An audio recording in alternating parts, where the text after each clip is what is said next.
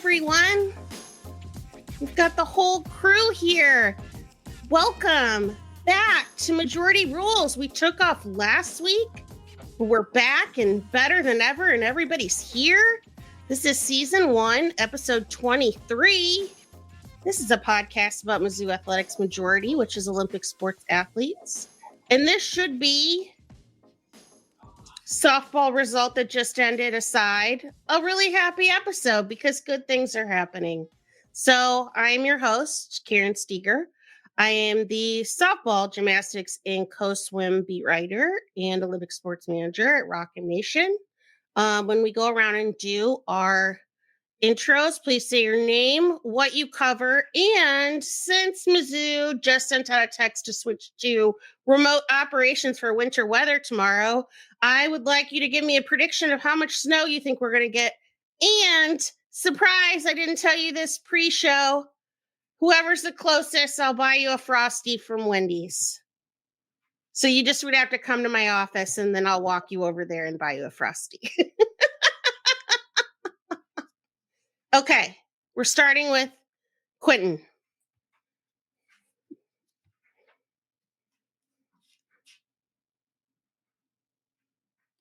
Quentin. We're starting with Quentin. No, we're not. We're starting with Rory. I'm sorry. It's the way it's totally frozen. Hi guys, I'm Rory Redstone. I'm the golf, tennis, and baseball beat writer of various amount of Olympic sports for you guys. And I'm gonna have to go with, I bet we only get 3 inches of snow. I need to write this down so I can. Okay, Rory, 3. Okay. Quentin, are you there now? Yeah, I don't know what the hell just happened to my Wi-Fi. That was really weird. I missed the last 37 seconds of whatever just happened. Hopefully I didn't stop on a me going pace. Quentin. Darn. Oh well. Well, my name is Quentin Quirkwell. I am now, I guess, just the men's basketball or one of the men's basketball beat writers here at Rocket Nation. And I think Columbia, Missouri is going to get 4.5 inches of snow tomorrow. Okay.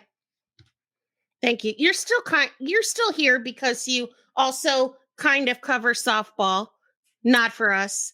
Yes. And because you pitch in on women's basketballs from time. Yes, I'm like Iowa. Iowa used to be in 2 conferences at the same time way back when.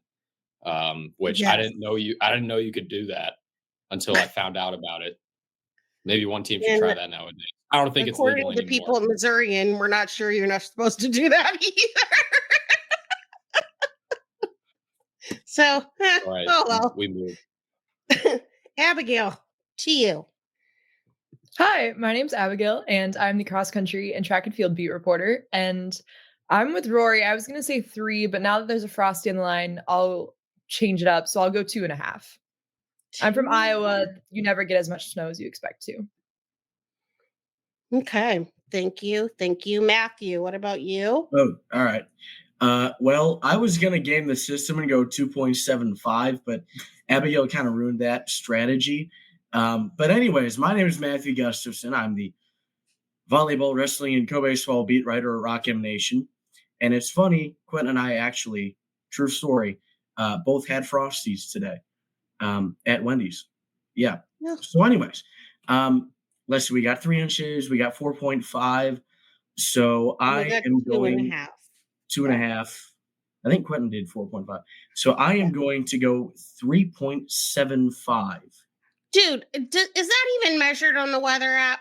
I think it is. I feel like it is. I'll have to ask my mom. She'll know.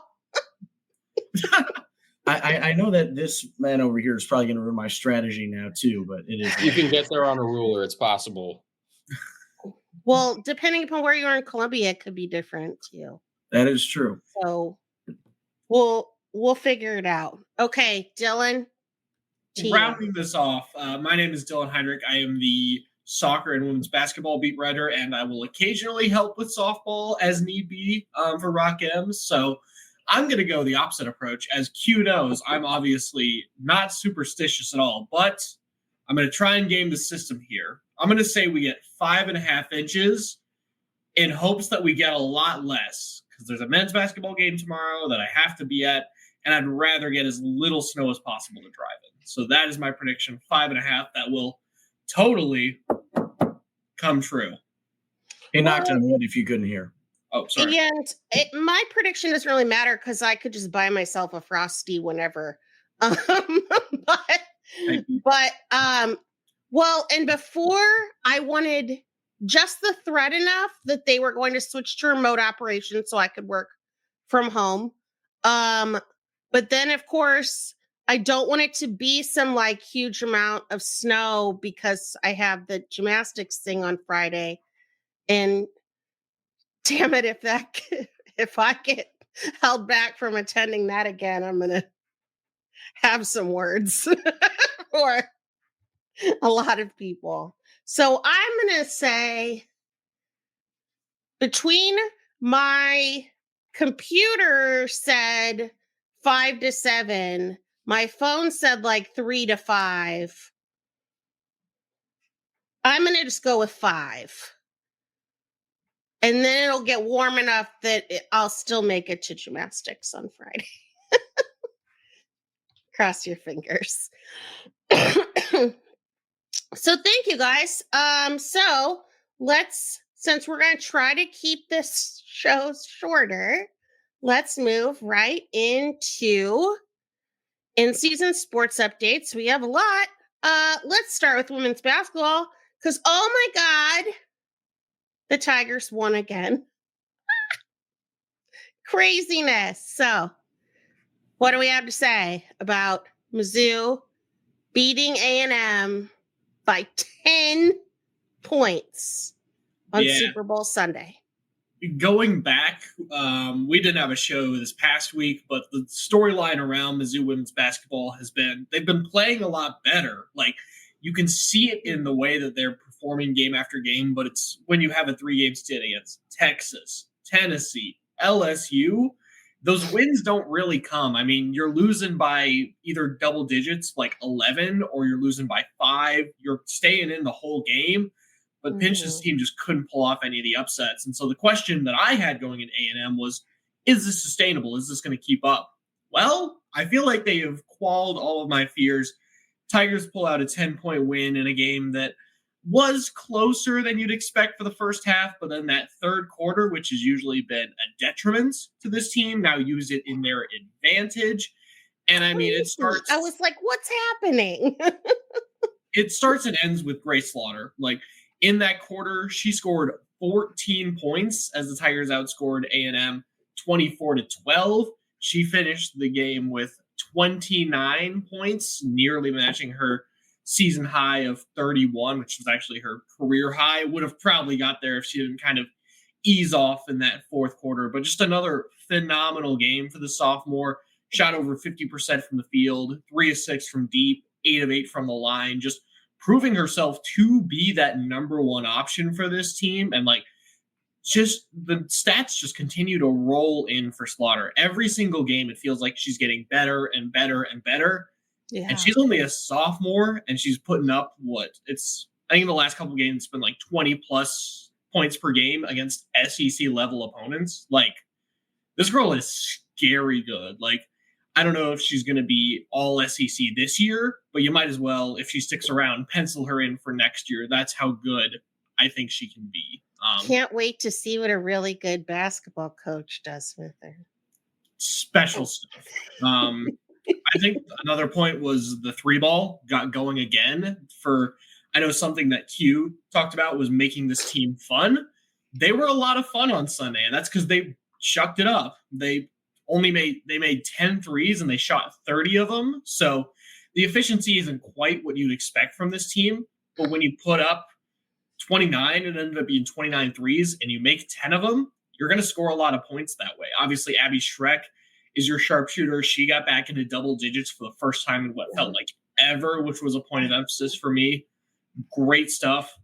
Delilah Brown just continues to be better and better as games go along. She found herself in double digits. So I think it was just a complete performance from the whole team. You'd obviously want a little more production from someone like an Ashton Judd or an Angie. Couldn't quite get it going in the post. But overall, 8 out of 10, 9 out of 10 performance, and you get the dub, which were rare this year.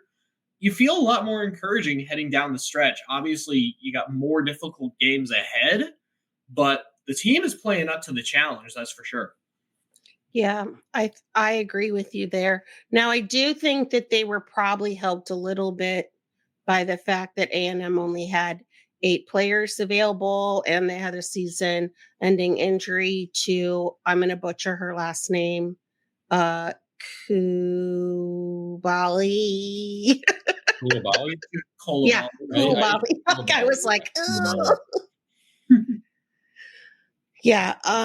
So I think that definitely probably helped their case a little bit. And it seemed like as A&M started to get into a little bit of foul trouble with only having 8 people available, that probably led to them playing perhaps a little bit more tentatively as to have enough players to remain in the game. But a win is a win. So, yeah. Quentin, do you have anything to say about?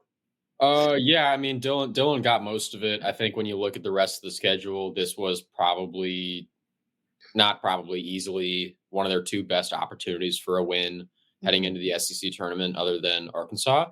And they got it. I mean, Dylan already mentioned Delilah Brown and Abby Schreck combining for 22 points off the bench. That was especially key in a game where Lanaya Randall and Angie Ngala-Kalandi and Avery Kroenke. I know she's not a scorer at heart, but she went scoreless in 36 minutes, although she did contribute elsewhere. I mean, Ashton Judd, again, contributed elsewhere, had 8 rebounds, which is great.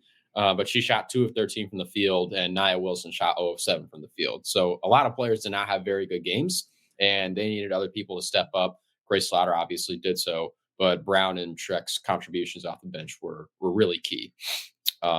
And so, yeah, they. I think the Mississippi State game really changed this team.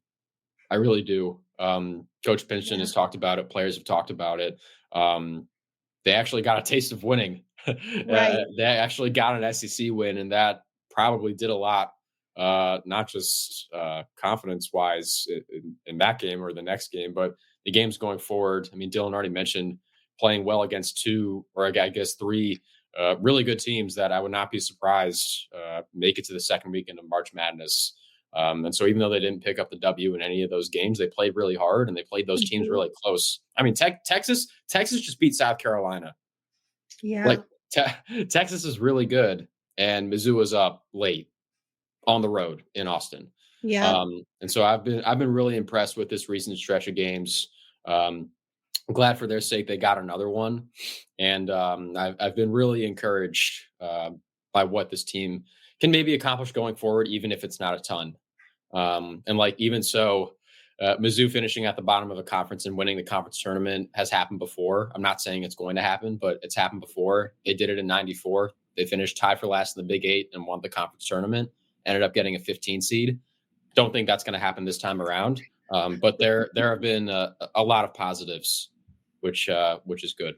I think if you can pull off that win against Arkansas, depending on the rest of the league, you jump yourself out of the very basement with Arkansas and Georgia, which helps a lot. So you're putting yourself right around that 12, 13, 14 seed line, which gives you a shot against a team like an Auburn or a Florida or even a Mississippi State.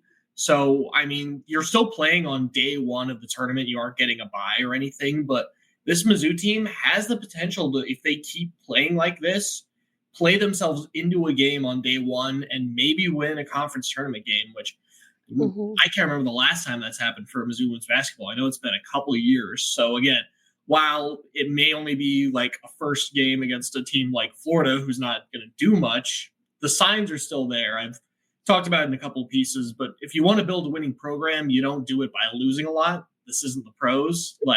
So, I mean, every single win, they don't get a draft pick out of it. Yeah, I don't think that's how it Damn works. it. But every single win and every single milestone that you can hit as a program just builds that confidence in your team and shows recruits, hey, we're out here trying to win and we're out here making an effort. And here's what you can do and improve upon if you come to this program. So I think pick up a couple, at least one, hopefully a couple more, win one game in the SEC tournaments. You're putting yourself in better positions when next year rolls around, hopefully with the new coach. Yeah. That's good. Up next, they don't have another game this week, right? They're off until Sunday. Yeah, Oklahoma. they continue this gauntlet with Oklahoma and Kentucky. Ole Miss on the road, which is by no means a gimme, but the way they've been playing, they should be in that game. Arkansas on the road is probably your best chance for a win to wrap up the year. And then home against Vanderbilt, that's another very good team. But again, the way the team has been playing, and it's at home, it's senior night, you at least to hope be hanging around in the fourth quarter to give yourself a chance to win. So I would at least say that the way they've been playing, they're probably not going to win the majority of these last 5 games, but they should be fun to watch. I don't see really any of these being 20-point blowouts. No matter how good these teams are, the way that Mizzou has been able to hang around against, like Q is saying, the best of the best in the Texas, the LSUs, etc. How many more wins do you think that you get? Show of fingers. I'm going to go optimistic, and I'm going to say 2. I'm going to say they find a way to get one upset win. We're going to get 2. Quentin still says Thanks for outing me as the pessimist, guys. Real cool. What was yours, Matthew? You think? All right, glass half empty kind of guy. That's what I'm talking about. And quick shameless plug. 0. Quick shameless plug. I will be broadcasting the Oklahoma game, so tune in to KCOU 88.1 FM if you want to hear my voice again. Of course, we want to hear your voice, Matthew. We always want to hear your voice. All right, so that wraps up women's basketball talk. Now on to softball. So, softball had a really nice opening weekend. They went 4-1.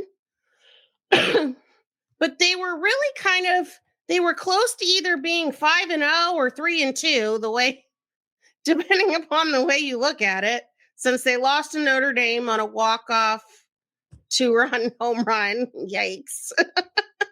And then they beat Iowa on Sunday. Sorry, Abigail. Oh, that's okay. I'm a Cyclone fan. We're all good. I like okay. They beat the state of Iowa on Sunday on a walk-off wild pitch, which was kind of crazy. But obviously the big news here is the revenge against Duke. Yes. That was unbelievable. I cannot say that I saw that happening. I had penciled that in as a loss. And not only did they not lose, they killed them, which was insane. So there are some, before we get into the areas in which I think that I'm a bit concerned, though it is early. Really good starts this season from Stefania Brascato. She was named to the all-tournament team. Tiny Claire with her fast little legs. My dad was like, "Who's that little girl? She's so fast. She doesn't even have to hit it that far. She just runs." Tiny Claire had 2 triples in back-to-back games. Pretty awesome. Oh my God. Julia Crenshaw's off to a really good start. Madison Walker's off to a good start. Kara Daly, who we'd been hoping for 4 years now would get it going. She's hitting above 300. She hit a 3-run home run tonight in the UCF game. So there are some definite good things that are happening. Marissa McCann, I think, looks pretty good. I think Cece's looked good and looked stronger, and she doesn't look like she's tiring out. You know, she's not looking fatigued when she pitches later into a game as much. So I think that that's a good sign. However, tonight I was worried that we were going to be running up to the recording and it was still going to be going on. And but Mizzou lost to UCF, who is 6-1, by the way, in walk-off fashion, with a shot up the middle with Taylor Pinnell pitching. So that is now 2 walk-offs that Taylor Pinnell has given up in a very young season. So that, of course, is not ideal.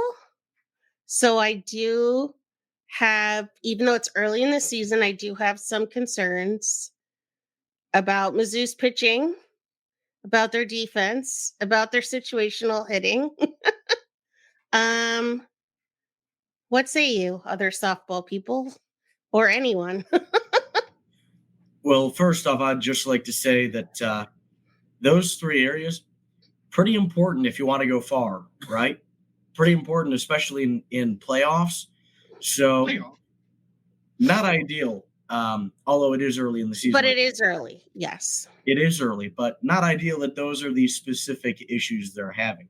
I think we saw this is a team that has WCWS potential. They could also end up not hosting a regional and losing in, the first couple of games. So the range of outcomes for this team is really wide just because of how young and inexperienced a lot of these players are. And, there's a lot up in the air, but they've got a lot of potential, and that's at least a good starting point. Yeah. Right. And in terms of the defense, so my parents were there all weekend, and I kept telling my dad I'm worried about the pitching. My dad kept saying, no, it's not the pitching. It's the defense behind them. Because he said none of those pitchers actually had problems pitching. It was the players behind them in the field. So, if you think about that, Quentin and I were talking about this yesterday when he came by my office, that, Maddie Gallagher and Jenna Laird had, played together since, birth, basically. Maybe not that long. But, they were the middle infielders, and they had been playing together for, their whole lives. And then now they're both gone, and you have one of 2 freshmen at second base. There's bound to be some growing pains there because it's been between Sophie Smith and Madison Updegrove, who I'm sure can both grow into being wonderful middle infielders, but they are young and they'll get there. And then Kara Daly, of course, is playing shortstop now. Now, I know that she played shortstop back in high school, but that was a long time ago. And she is now playing shortstop so that Madison Walker can play third, who is doing a very good job at third, I will add. But it is tonight, Madison Updegrove had 2 different situations in which she bobbled a ball, made an error, and it directly ended up leading to UCF runs. And they have to be better than that. And we know that Larissa preaches defense. That is their thing. They'll get it together. So they just need to get it together. I think last year they started off similarly, didn't they? With some, I know they practice indoors and stuff, and they probably even hadn't even been able to practice outside very much. So maybe it's just getting used to being outdoors and playing against other teams and not themselves. I don't know. But yeah, that it is a concern right now. The situational hitting, they strand, pardon my French, a shit ton of people. They stranded 8 today. They stranded 9 against Iowa, 8 against Northwestern, 6 against Marshall. That's a lot of people. And the biggest culprit I found, at least through over the weekend, was Maya Dodge. She was stranding 3 people herself. almost every single game. So not ideal. Not ideal. And I've said for a while that I think that the pitching, the thing that bothers me about the pitching is that there's not enough. And there's just not enough. Natalie Touche has not been around long enough. I know that they said on the broadcast today that coach believes in her so much and thinks that she's going to be fantastic, but we just haven't seen her enough to make that determination. And then like losing Lily Witten suddenly to us at least. And then like, I don't think JC Cruze is suddenly just going to be in the lineup after being here for 4 years now of not being here. And then I just don't ever know what to expect when you moving from junior college like Donahue to the SEC ranks. So that is where I am with that. I'm sorry. I'm not really trying to be all negative Nancy about the team. Like I felt really good after this weekend. If they had lost against Iowa, I would have felt even worse. But then like after tonight, I was just like, they came back and scored 6 unanswered runs. Like, you guys, you can't do that. Quentin, do you have any thoughts? Dylan, you've been chomping at the bit. You go first, and then I'll say my spiel. Okay. I'll play a little angel on the shoulder this time around to Karen's devil, apparently. So I think I know, like I was like, why am I being so negative? I can't. I think that this team, like you've said, they're young. They're still growing. Like we talk about like Stefania, Claire, Abby. Those are sophomores. Like these Tiny Claire. Her name is Tiny Claire. Miss Tiny Claire Cahalan. These are sophomores who are still contributing, who are still learning. Claire was really only a starter towards the tail end of last year. Madison Walker wasn't really even a starter.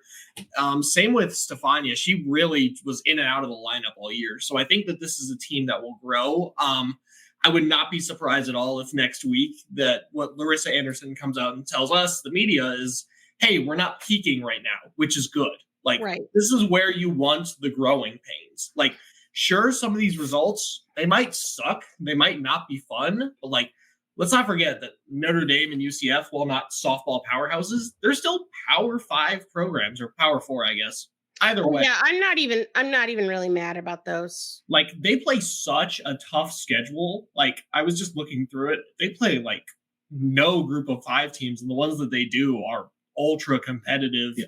At that level. So I think that this team, it might be a grind. There might be a couple results where you're like, but I think that what the culture that Larissa's built here is just going to continue to make them stronger. And I mean, that's the game of sports. Like opponents will adjust to you and then you adjust back. It's really just how will Cece respond? How will Marissa McCann respond? How will Taylor Pennell especially respond? So I think that knowing what these players have in their arsenal and knowing how gifted, especially of a pitching coach that LA is, and some of the pitchers she's churned out, even going back to her time at Hofstra, I don't think it's time to hit the panic button just yet. This team still can absolutely be a top 16, maybe top 8 team if they play their cards right. So I think, again, some of these results, they're not fun, but the more they play in these tournaments, the more we get to see them against the high-level competitions against your teams like Duke, like Northwestern. They'll get chances to prove that, like this weekend against Florida State and Clemson.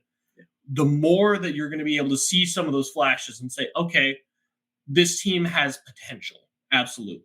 And I mean, there's a method to the madness. You take your bumps and scrapes and bruises now because it makes you prepared when you have to face Texas and Oklahoma in just a couple months. Which she has said all along, like that's part of the reason why they have this like insane schedule to start, because she wants them to be prepared. And with so many new people on the team, like you got to throw them in the fire right away. I know, like it's not like me to be so down. Like I'm always trying to find the positives. I think that game that just finished just kind of like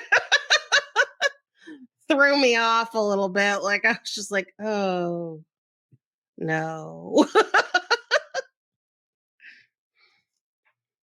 Quentin, What Yes. say you? Well, a few things. One, Dylan, to your point about Madison Walker, I think she's a little more ready than people might think. If I can recall correctly, she started last year as the starter at first base. And then, like 12 games into the season, Mizzou was like, wait, holy shit, Abby Hay might be goated. Right. We should probably give her some more playing time. And so that happened. And then she only made sporadic appearances for the rest of the regular season. Then she comes back in the postseason, has the biggest hit of the entire postseason, and then almost one-upped herself against Duke. If only she got a little more of that softball. So I think she will be fine. As you guys already mentioned, she was really good at third in the first tournament. So I think she will be fine. Also, I'm going to put more stock into the Duke game than the Notre Dame and UCF games. I know. I should have done that. Sorry, Karen. This isn't to like dunk on negative Nancy here, but I mean, Duke is probably still really good. Also, I might be biased because I don't like Duke. I don't like what they stand for. I don't like their university. I was raised an ACC fan. That wasn't a Duke fan, so I was conditioned to not like Duke. Even when I went to Duke basketball, I still didn't like Duke. Even when I met Coach K, still didn't like Duke. Even when one of their players, RJ Barrett, got drafted to my basketball team of choice, the New York Knicks, still didn't like Duke. Any day that Miami beat Duke was a great day. Thank you. I'm with you. When I lived in North Carolina, I immediately had to pick my allegiance. I picked Carolina and Davidson. Oh, nice. Go Cats. What else was it? Oh, I'm from Maryland, and the Terps and Duke are rivals. Oh, yeah. They freaking hate each other. And it sucks that they were broken up about 10 years ago in terms of conferences because I wanted to see more Maryland Duke. Anyway, that's my Duke spiel. Thank you for listening. Well, with the Notre Dame game, Notre Dame in the preseason was at least ranked in at least one of the polls and was receiving votes. So like they aren't like some terrible team or anything like that. It just didn't, and they didn't strand a whole bunch of base runners that game. Like they just had some problems hitting. Maybe it was a hangover from the Duke win the night before. Maybe. They were just so excited and so amped up from that like you naturally come down off that high a little bit. And then you're just like not as sharp. Yeah, and then the UCF one might be kind of weird. They were picked to finish 7th in the Big 12 preseason poll, if I read that correctly. But like softball is a very high variance game, and baseball too. And like, look, Arizona State just made the college football playoff this year. They were picked to finish dead last in the Big 12. So like, I don't know where UCF is going to end up. That loss will 6-1, and they haven't played a bad schedule so far. Yeah, that loss will age in one of two directions. That just needs time. And then the last thing I'll say before we move on, Karen, when I was in your office talking to you about the concerns that you and your parents raised about Mizzou, you had mentioned good pitching, but maybe not enough pitching, a potentially hit or miss offense, poor defensive fundamentals. Who did I tell you that reminded me of? I forgot already. The New York Yankees. A team that I watch many times a year and have watched many times a year for many years. And those same problems, no matter the personnel, have plagued them every single year. And they show up the hardest in the biggest games. This year just happened to be the World Series. Didn't they have a 5-0 lead too? Wasn't it? Didn't they have a 5-0 lead too? Oh, Matthew, I think that was still too soon. I think I think that was still too soon. Yes, Quentin? Matthew, they had a lead. And then poor defense caused that lead to go away. And they didn't have the lead anymore. It was a rough World Series for me. I had a I had a tough time. But that's like, look, that's like crying in a nice sports car. I was just happy that the Yankees finally made it back to the World Series, in which I remembered that they were there. Last time they made the World Series, I was 5 years old. Couldn't really comprehend a lot. At that point in my life. But anyway, a lot of Mizzou's problems mirrored the ones that I have been experiencing as a Yankee fan for several years. Also, they now, I guess, have a lefty pitcher that gives up a lot of walk-off home runs. I thought Aroldis Chapman had been out of my life for several years. I thought I was a bad human. But apparently not. So you want to talk to a Cubs fan about Aroldis Chapman there? Sorry, I know I just woke up a bad human. Bad human, Aroldis Chapman. Yeah, bad human too. So yeah, not awesome, but I think I am more encouraged than discouraged. I will become more discouraged if the same negative trends continue to pop up against different opponents, whether it's in these tournaments or the Mizzou Invitational. If we get to SEC the runners has always been, I was harping on that a bit because Dylan and I have a piece coming out in the morning that's kind of takeaways from the first weekend. And I went and looked up all that, and I found stuff that I'd written where Larissa had talked about like all their losses last year were to SEC teams were because they couldn't situationally hit, and they were just hitting right at people and stranding people on base. So like seeing, like actually looking and being like, wow, they stranded 8 people, 9 people, 8 people. Like that's a lot of people. That's the other thing I forgot to mention with the Yankees. They left a billion runners on base. They have left a lot of runners on base in the postseason, and I've gotten too many angry texts from family members to ever forget it about how whenever there is a runner on first or first and second, double play. So aggravating. And I hope it doesn't happen to this Mizzou team. I mean, I guess that, at least the other people got on base, so it's not like they have an anemic offense. So that's good. Yeah. So, okay. Well, so this weekend back in Clearwater, they play another murderous row of competition. We won't talk about it because Dylan and I have a part about it in our piece that comes out tomorrow. So you should just read it. And we will move on to baseball. Yay, baseball.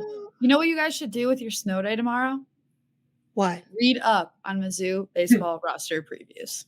Somebody in the editor has read. Well, I'm just saying for those who everybody haven't else. Yes. I know the perfect snow day activity for you. If you would like 2,000 words on relief pitchers, that's the thing for you.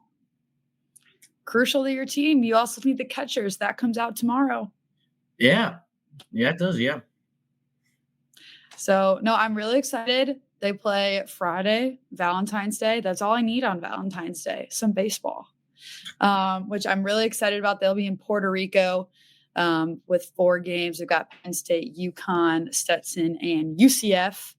Some really good competition before they open the season in Como in just over a week, about 2 weeks-ish. So, yeah. I'm sure it'll be lovely weather, too. Oh. Taylor and that Stadium. Lovely warm press box that we have here at Taylor Stadium. So I said they put the baseball stadium in literally the windiest location in Colombia. And they will start the season in winter still. Well, that too. But to add on to that, you get 3 Power 4 teams, and 2 of which made the tournament. One of which made a super regional. UConn was both of them regional, and they made kind of a Cinderella run. Both UConn and UCF both lost to Florida State. One in the regional, one in the super regional. So just thought that was interesting. I mean, you talk about it with softball, this good competition early on and just how vital it is for the rest of the season. So, pardon me, that's 3 NCAA tournament teams. Yeah. In their first 4. And Penn State was not a bad team. They were 500 in the Big Ten, which gets some hate from people, but it is a solid conference. There is some good talent in the Big Ten. So do not underestimate them. At least, guys, if the team's not very good this year, at least they'll be looking sharp in some new jerseys. I have some thoughts. Some fire jerseys. Those white ones with the black script so big on it. Oh, love. I'm a big fan of the script. I like too. They had the sailor tiger on the arm sleeves. It's my favorite. I like. That's the only thing I like. I'm sorry, but I do not like those jerseys. I do not. I'm sorry, you are out. Goes well on. I am a traditionalist when it comes to baseball jerseys, and Mizzou has had some very, very good-looking baseball jerseys in the past. They need to get back to that. To be honest with you, the Sailor Tiger hat is the only part of Mizzou's baseball's entire ensemble that I actually like. I will say I'm not a big fan of some other jerseys that they have. I don't like if you go to buy like the fan jerseys, they've only got the button at the top. I hate that. I'm not a fan of that. I like the classic full button down, get some pinstripes and like just those classic uniforms I get, but I love the script. Maybe that's just because, I'm a sucker for that. But otherwise, I mean, their jerseys, they don't really stick out too much. But I'm really excited about this one. So sorry, Matthew, I'm on the other side here. I mean, I know I'm in the love that one. Oh my God. But I'm not a fan. And the script is way too big across the chest. See, that's why I like it, because it's big. That's why I like it too. Because I think it looks weird when it's tiny. You gotta find a medium. There's a happy medium to be had. I know. Maybe I'm just old man yells at the cloud, but I am not a fan of these. Your opinion is heard. One person's even opinion. if it's wrong. Quentin, how do you feel about the script tiger jersey? So the script tiger, I have gone kind of back and forth on throughout several different sports, because I think just the standalone design is very clean. The only issue is that, at least for men's basketball, they started wearing that last season, and last season was obviously terrible. And so now I have associated the script tiger with losing. Now, they did put it on the football helmets. Now, Coach Drink said the script tigers on the football helmets, I believe he was referring to that when he said it's like looking back at a mullet in college, which I'm going to assume is a bad thing in his eyes. I thought it was cool. I like that better than the script Missouri. Too many letters for a script on a helmet. That was too many letters. Like Maryland football has Terps, a Terps script on the helmet. That's fine, because that's a small enough quantity of letters to be able to pop. Although I do miss their Maryland state flag helmets. I feel like they should have just had those forever. But alas, oh well. But yeah, I think it looks clean. I think it looks a little like one of my mom's 4-year-old students could design that. Like, I feel like they could. Like, I feel like they could figure it out. It's simple, which I like. Can you write in cursive, Quentin? Would you be able to? Yes, write I can, mostly. I learned cursive in 3rd grade. I don't think they teach it in school anymore. So then not only is he joining the gymnastics team, but he's also creating the baseball jerseys. Yeah. I'm everywhere in Mizzou. Yeah. But Matthew, to your point, I do like the old baseball jerseys, like the Mizzou across the chest where it cuts off at like the first or the second Z. I think those are pretty cool. I know I don't think they're going to go back to Missouri across the chest, because with the advent of Mizzou athletics being like an official thing. And Well, Mizzou and like having the to- athletic font. yeah. Yeah. I would love if any team went back to just saying Missouri on the uniform, because I think those jerseys were really cool across a bunch of different sports. But I think the Script Tiger baseball jerseys are clean. I would like the Sailor Tiger a little bit more in general if it wasn't not unique, because unfortunately Right. Mizzou is not the only school that uses it, which sucks because I bought the hat that I just switched out.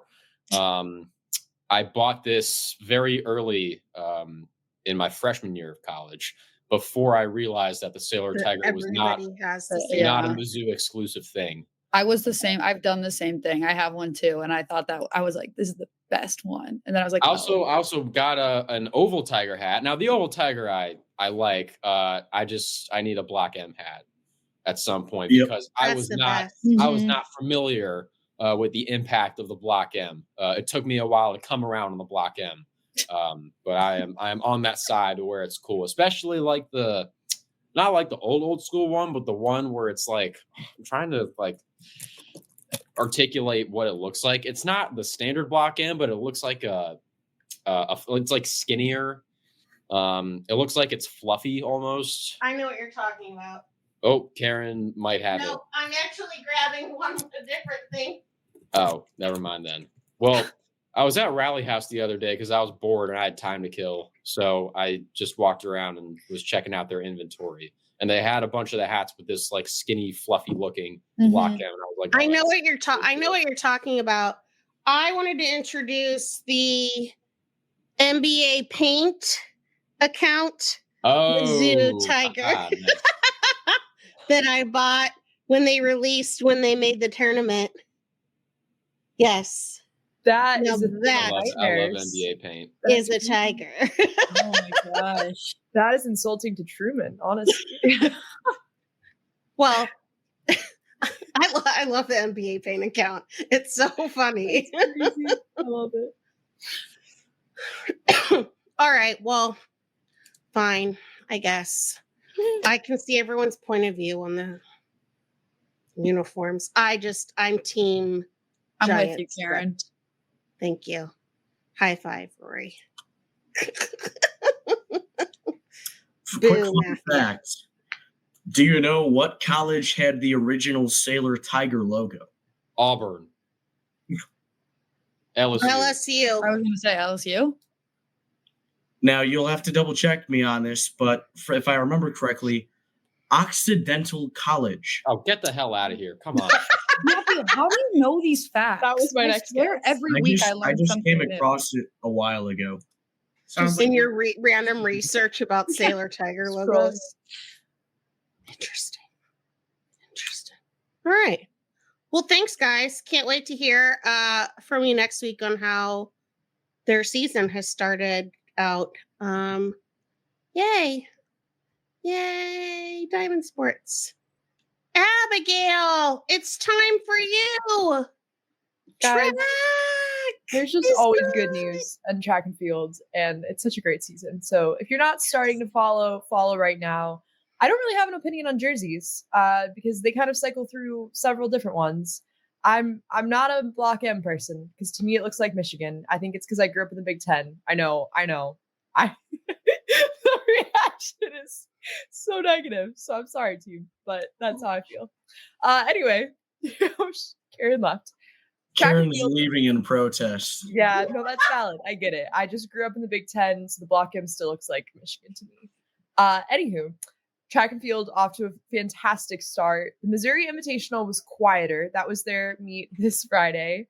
I do like the pop, but yeah, Karen is showing us some pin Quentin. threaded art of something. I like that logo. I think Yeah, that that's one's cool. nice. I like the pop. Okay. Sorry. So Missouri Invitational was this Friday. It was a little bit quieter. They didn't run nearly as many of their runners, but all of their jumps team kind of took a break after the Dr. Rick McGuire, which I'll get to in a second, because there was a newer development because of that outcome. However, because it was quieter and smaller teams, more of their D3 regional opponents, I got to kind of listen in on some of the coaches giving more feedback. And it was cool because I had interviewed Sam Inez. He now currently holds the men's weight throw record. And I got to watch him mentor the shot put men. So Skylar Coffey and Aiden Camp. It was cool. Clayton Camp, Sam Albert, and then Cade Decker, I believe, competed unattached.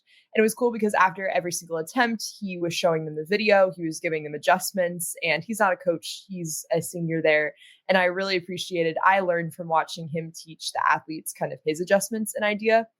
And also, I think that men's weight throw and men's and women's shot put are one of the strangest events to watch them score, because you are simply trusting that people have incredibly precise spatial awareness and can watch where the weight throw or the shot put hits the ground and just eyeball it and go and mark it. It's crazy. I don't know how they do it. Similarly with jumps, but there's literally an indent in the sand versus I don't know how they just know, because I'm always clocking it. I'm like, oh, that's a PR. And then it absolutely was not a PR. It was like a half meter off. I have no spatial awareness. I think in words, not pictures. So I'm very impressed by that. That was my little observation of the day. Every time I try to learn something new about a new event. Then I went over to pole vault. Anna Vidril is the transfer from Kansas, and she set a Missouri season best. And it was really cool watching her compete because she had the final height all to herself. So she got to take her time and go through the 3 attempts. And it was really interesting listening to her talk to her coach who was on the phone, talking about making adjustments in the approach and in the speed of the approach, how far she ran and how aggressive she was. And then I also learned that there are different pole vault pole lengths. And I'm very curious as to when you might make adjustments when you use a certain pole vault, because I know that she switched out her poles in between her second and third attempt when she was trying to clear 4 meters. So I'm definitely want to interview her and just kind of learn more about that event. It's the one that is the most acrobatic and so confusing to me as to how you actually do it. I understand how you score it now. I'm learning, but how you make your body do that thing is very impressive. Also, the Dr. Rick McGuire Invitational, when I watched the high jumpers, it was super cool watching them warm up because they are gymnasts. They do back bends onto the cushion that they fall onto just to warm up. And it's crazy seeing that happen in slow motion because you have more respect for the acrobatic it takes in order to clear the height. So on that note, I got to interview Coach Shmav this weekend. He is such a fantastic guy to speak with. He's so kind, so friendly. And if you want to talk about a coach who sees a picture that is larger than college athletics, larger than results, more meaningful than splits or records or honors, that's Coach Shmav.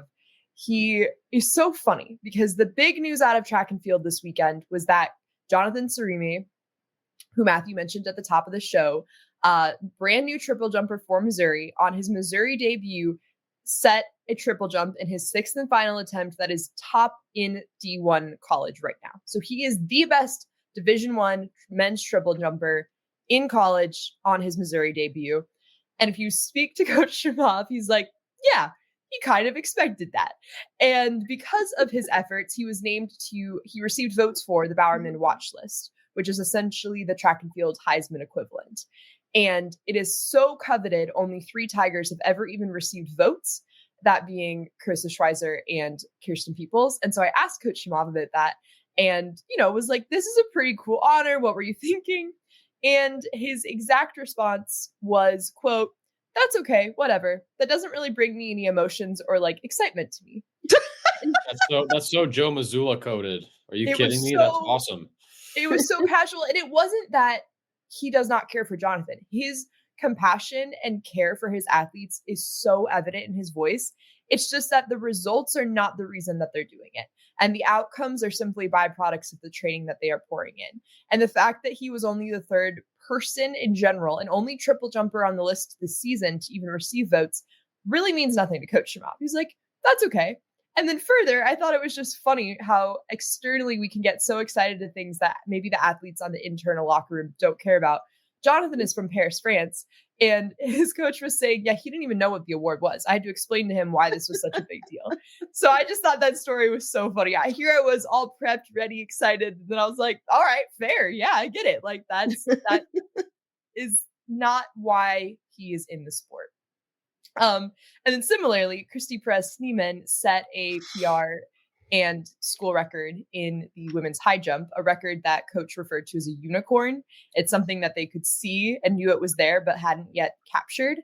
And I asked him about that record because I watched the moment that she broke the school record and went over. She was so excited. They shared a moment. Like, it was clear that that was and had meant something to him. And he goes, yeah, well, I expected it. He's like, to be honest with you, Abigail, I expected it the competition the prior week. It just didn't happen yet. And it's just very like refreshingly casual. It's like talking to your dad after a big game. Like, he's not going to get too high on the highs. He's not going to get too low on the lows because he sees the big picture and he cares about the athletes more than what their results show in competition. That's cool. So what's next for track and field? Yes, this weekend they go to Arkansas and compete at the Tyson Invitational, which is important because they've competed there last year at SEC Indoors. It's a really, really nice track. It was considered the best track in the SEC by most people's accounts. And then they're knocking on the door of SECs. They'll compete at the Tyson Invitational, and then SEC Indoor Championships are at College Station the following week. Nice. Thank you.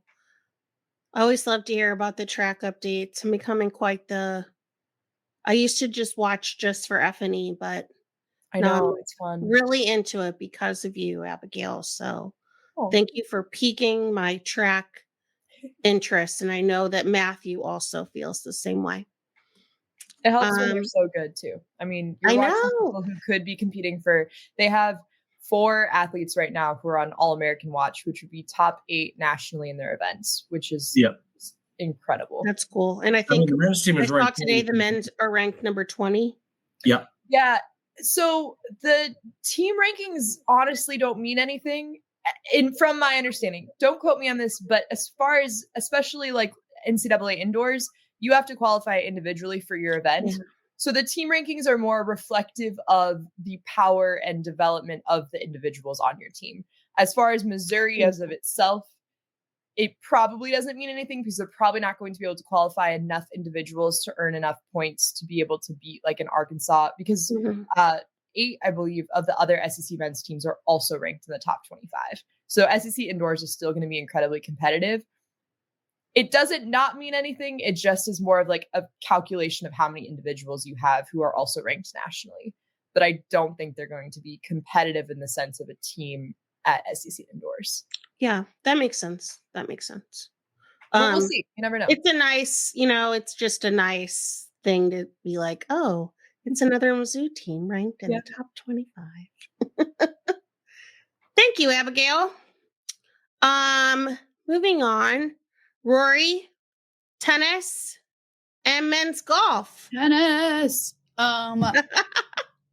Get out the brooms, guys. We're walking away with 2 sweeps. Woo! Only lost this weekend came to Minnesota when they lost 5-2. But they did sweep St. Thomas and Colorado State. This is just huge for them. They're 5-1. Yeah, exactly.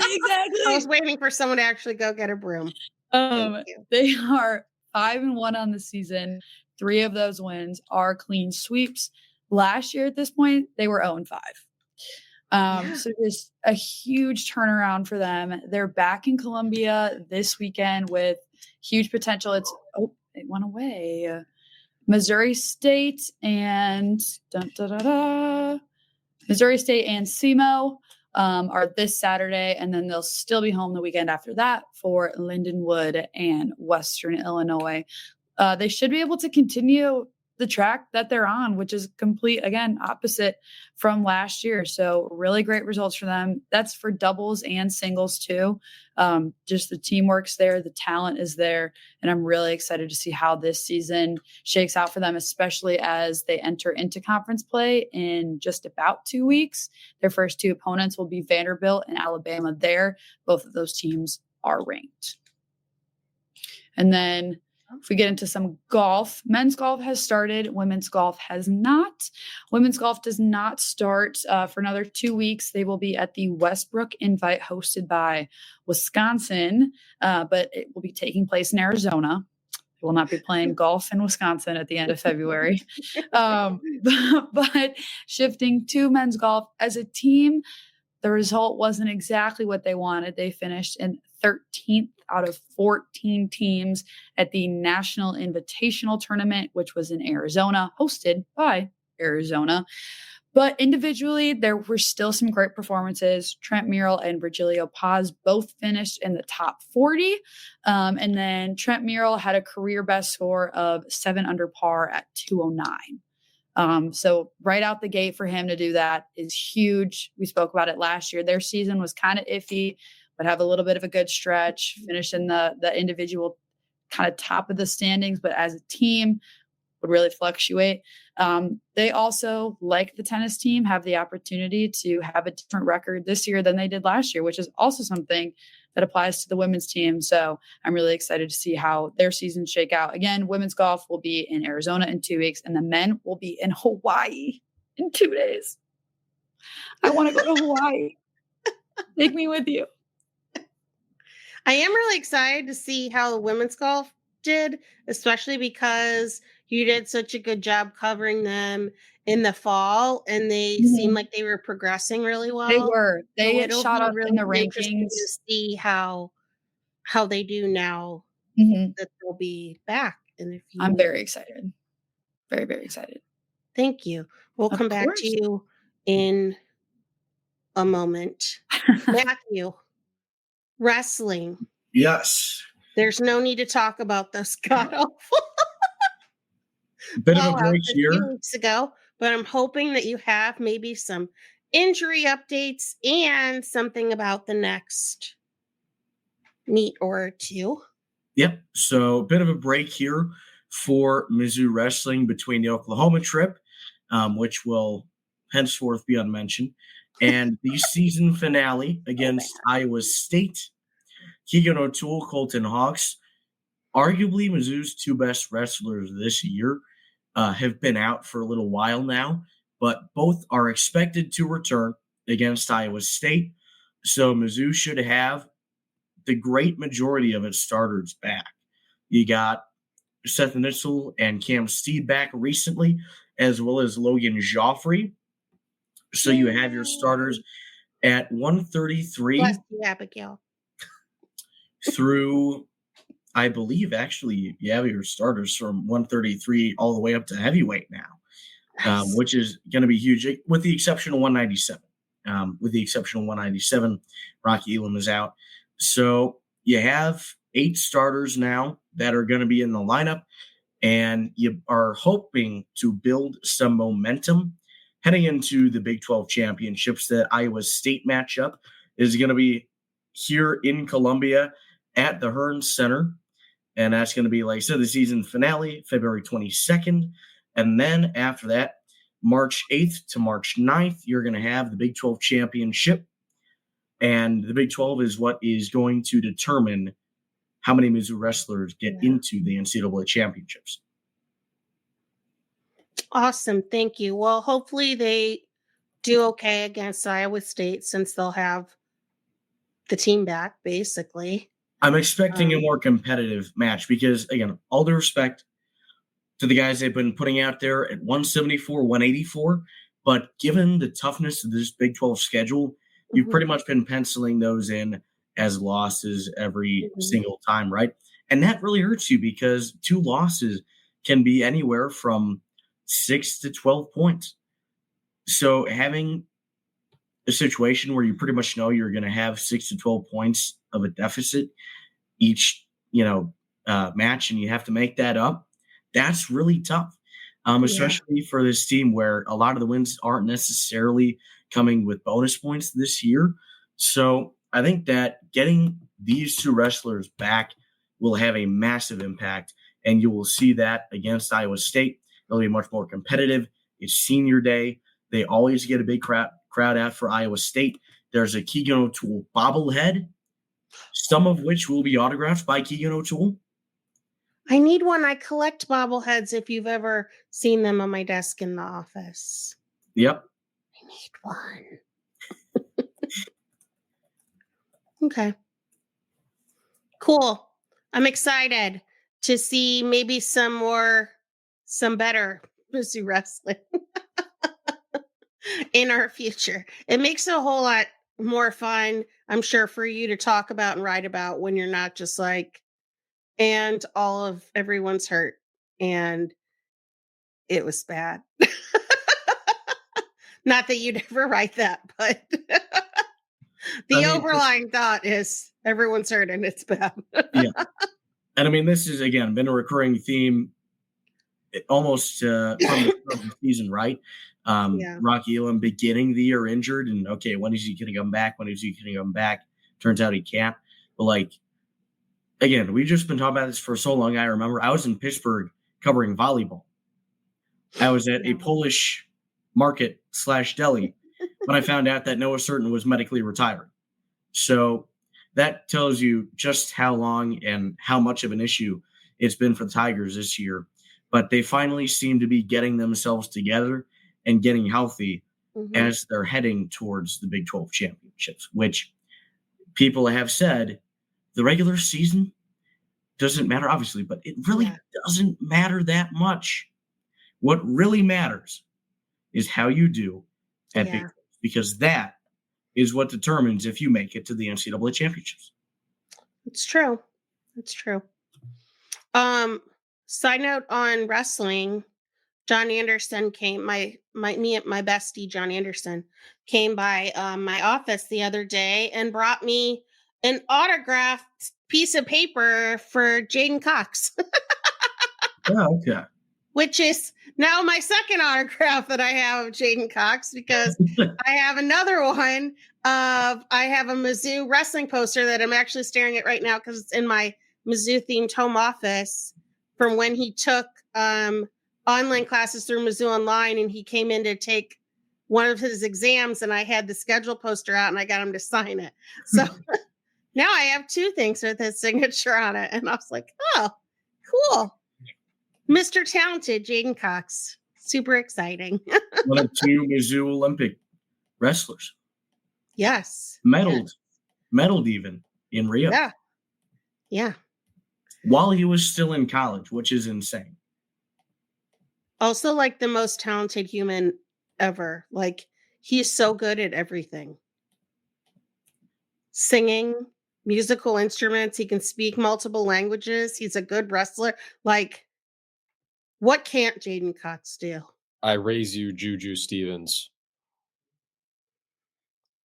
Whatever. Well, right. She didn't go to Mizzou, so she's got a disadvantage. She didn't go to Mizzou. Yeah. Mama Dembele. She can speak.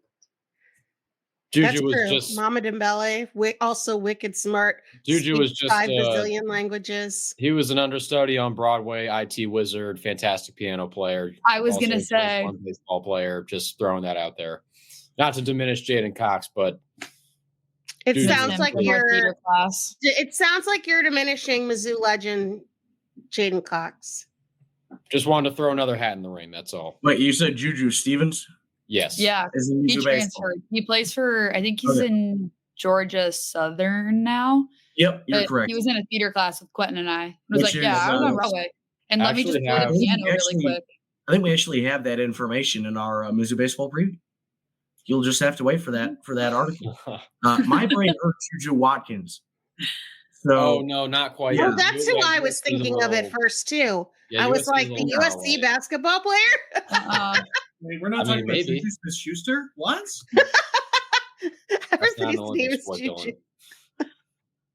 I actually think about that all the time. So it's really funny you said that. All right. Moving on. Gymnastics. Just a couple updates from me. The result of the Mizzou, Illinois meet in Champaign was great on Sunday. One of several Mizzou women's sports that got big wins. Not all the teams in the Show Me State, unfortunately, were victorious, but, that's not a podcast for. We don't talk about that on this podcast. But anyway, gymnastics wise. So I guess this is now for the first of 2 consecutive weeks, because they faced Illinois this past weekend, and then they will face them again on Friday at the Lou to the Zoo meet. Mizzou took on Illinois, and it was a really good performance. They tied their season high score against that they had also gotten against Kentucky, which is a 197-2. Even better than that is that it is considered an away score. So it's when they start figuring out the national qualifying scores, having that 197.2 away score is going to be really helpful for them. They also had season high scores on bars and floor, and their second highest score on beam. The only thing that was very bad was vault. Vault squad had the Sunday scaries. They scored under 49. They scored 48,975, which is also what they scored in week 1 and week 2. So that is obviously not what we want. Kaya was held out of the lineup, either with illness or injury, something like that. I don't know. She didn't even make the trip to St. Louis. I had reached out to her. She said she thought that she would be back this weekend. So hopefully whatever it is not that bad, because I would begin to think that vault lineup was cursed if yet another vaulter was out. So vaulting, not great. All the other things, awesome. The Tigers are currently ranked 5th in the SEC, right behind Kentucky. And if you had read my preview, I was starting to get a little concerned about after Friday, the SEC teams that are right behind Mizzou. So that would be Georgia, Alabama, Arkansas, maybe just those 3. Georgia, Alabama, and Arkansas. Yeah. They were starting to gain on Mizzou, and it was getting uncomfortably close. So I was like, oh, they need to have a good meet on Sunday to kind of pull away a little bit. And that's exactly what they did. So they're still gaining on them a bit, but Mizzou has gotten in front of them a little bit more. And they face Alabama this weekend, is one of the other teams in the Zoo to the Lou invite. This damn weather better hold up so I can be there, because I will have a fit, and I will yell at people and tell them that they should never have this meet again. Should it be canceled again? Nate Salzman and I were talking about this the other day, and that it's a cool idea because it's a podium meet. So like everything's up higher. And you need to get used to performing on that floor because it's springier, and it's just different than how you that's the type of floor they'll see at SECs and regionals, and you have to get used to performing with more spring underneath you than you normally have in a regular meet. So it's a big deal to have this like podium meet. However, Nate and I both hate the fact that it means that they lose like a traditional home meet. So like that home Kentucky meet was awesome. There were a bunch of people there. The crowd was into it. But then now it's going to be like mid-March before we're back home again. And so it just kind of takes the fun away. And so we really just wish that they would get rid of this meet or move it to March when maybe the weather won't necessarily have such an impact. I don't know. So cross your fingers that I make it there this time. Yep, that's all I have to say about gymnastics. Good stuff. Oh, and Amari Celestine, amazing. She continues to kill it in everything that she does. Back to Rory, swim and dive. I'll be quick. I interviewed Coach Grievers the other day to get his thoughts right before the swim and dive team heads off to SEC championship. I have great stuff from him. He is awesome to talk to, not only just about the team in general, but just everything that goes into the training, everything that goes into the meets, the athletes. Such a good dude. He is. He implemented zoo style for them. I mean, just so much he's got going on. He clearly just has such a passion for this. And I'm really excited to get that out to you guys shortly. And you can then read everything he had to say. Yay. Thank you. And then we will finish the show with a volleyball update, because since the last time we talked, Mizzou has gotten another new addition, and another player is beginning her pro career. Yeah, let's start off with that. Naomi Franco, the fourth senior from Mizzou to turn pro, now the fifth player, thank you, of the Dawn Luminaire to be a professional. And this one, a little bit of a surprise, to be honest with you. She was more of a role player at Mizzou, was in that 6-2 formation that they would run every once in a while, but she was really good in that, really good role player, had a pretty good NCAA tournament run there, and she ends up signing with a power, one of the best teams in the Hungarian Extraliga. This is the toughest name I've had to pronounce yet. Gent Benedict Roplavda Academia, located in Balatonfüred, Hungary. Wow. Let's go. I have no idea if that was right or not. Sounded right. Yes. Hey, my dresser just started floating.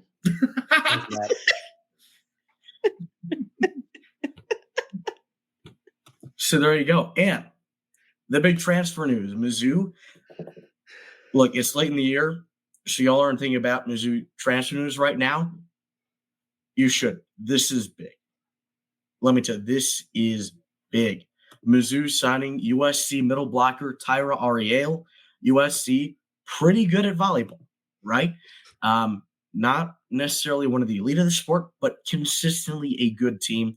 She was a 2-year starter, led the Trojans in blocks each of the past 2 seasons, had at least 140 kills, at least 100 total blocks back-to-back years. This year, 144 kills, 340 hitting percentage, 114 total blocks. She was 19th in the Big Ten in blocks this year, 10th in the Pac-12 in blocks the year before.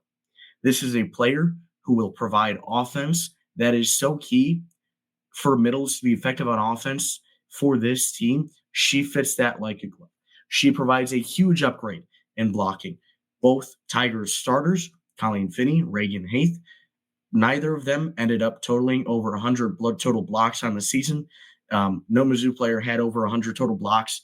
Mizzou has brought in 2 players now that have had over 100 total blocks for at least the past season, if not the past 2. In Trinity Luck, the SLU transfer as well. So this team took maybe its single largest weakness at the end of last year and have made it into a strength.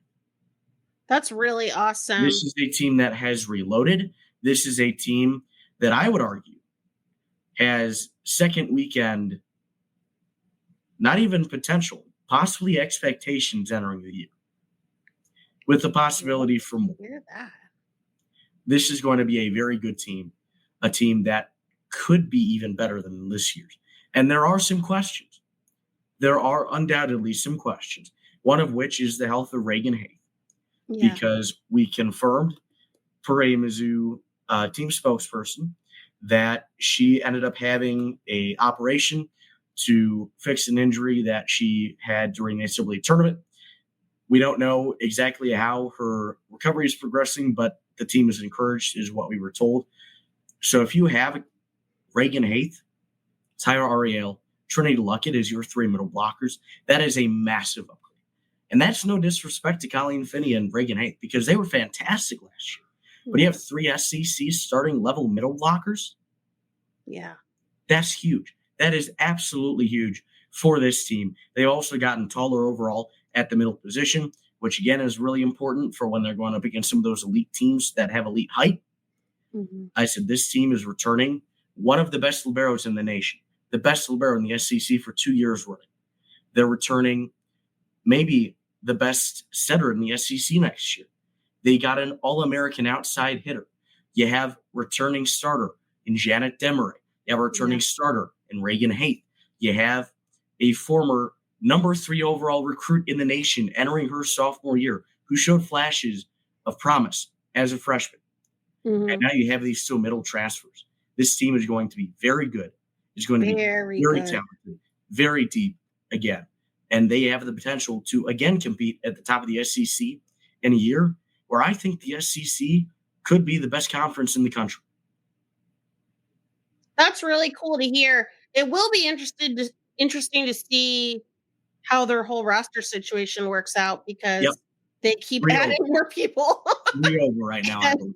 and it doesn't appear that anyone's leaving. Yeah. So not entirely sure how that's going to work out, but we'll find out. And one more thing before we get out, a chance to see a pro Tiger in the state of Missouri, LOVB League One Volleyball, having their midseason tournament in Kansas City. I will be there Friday, Saturday, covering it for KCOU. Going to have some live radio shows. Really excited about that. But Emily Thader, legend in the program, Mizzou middle blocker, top 5 in blocks in program history, playing for League One Omaha. So you can see a pro Tiger in this state this weekend. Do they televise those? I believe they do. Yeah, I think they're going to be on ESPN Plus. Okay. Some of them may actually be on regular ESPN. I'll have to check it out. In between my softball viewings, since the softball games this weekend will all be on major networks. We got some ESPN2 games coming, guys. Oh yeah. Tigers in the No spot. more Game Changer app. I mean, they tried. It was so hard to follow along. That's how I watched the game. So the Duke game, I started watching it at home and then was like, I have to leave for the basketball game. So I have it up on my phone and I'm waiting there for the shuttle with the game on, on my phone, just standing there like, oh God, like, watching it, get to my seat, still just sitting there on my phone, like not paying attention to anything around me, trying Karen, to watch the end of this game. These people are probably like, what is this girl doing? I was like, did Claire Cahalan just run through a wall? I couldn't really see. And then sure enough, she actually did run through a wall, which was pretty cool. Yeah, the setup of the cameras are kind of difficult for the Game Changer thing. So the ball would go into the outfield and you'd be like, where is it? Where is it? But oh well.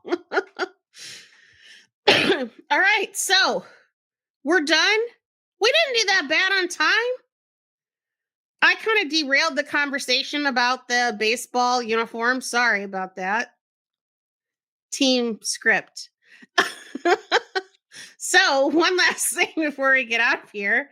Please head to Rock Him Nation and support the work of so many student journalists and some really amazing other writers as well.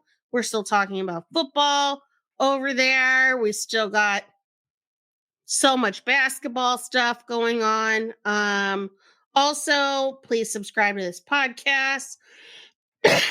Please leave a 5-star review. Please leave some comments would be nice. Please join our subscription service, rockm.plus. It still is only $5 a month. And then you can follow us on all the social medias, and you can just read on the screen there what those are. You should follow us already at this point. So thank you for joining us. Oh my God, I just You almost got through it. You almost got through the entire episode. You were so close. Thank you for joining us. And we'll see you next time. MIC! Zio. Bye. Thank you, everyone, for tuning in to Rock M Radio, a proud partner of Fans First Sports Network.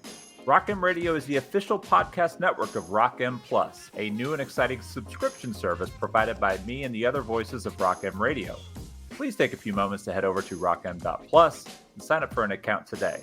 The cost is only $5 a month, and the benefits include access to our live podcast, a subscriber-only message board, weekly newsletters, and more. If you enjoyed this episode of Rock M Radio and would like to see more just like it beamed directly into your personal device, make sure to click the subscribe button below and tell your friends. Our podcast feed is available through the Apple Podcast app for iPhone, Google Podcast app for Android, whatever app you listen to your podcast. You can also find Rock M Radio on Spotify. If you're looking for a podcast about your favorite team that is not the Missouri Tigers, Fan First Sports Network is your answer. A full podcast network loaded with the team-specific podcasts covering Major League Baseball, the NFL, NHL, NBA, MLS, and more. And we'll be back with more episodes of Rock M Radio coming to you soon.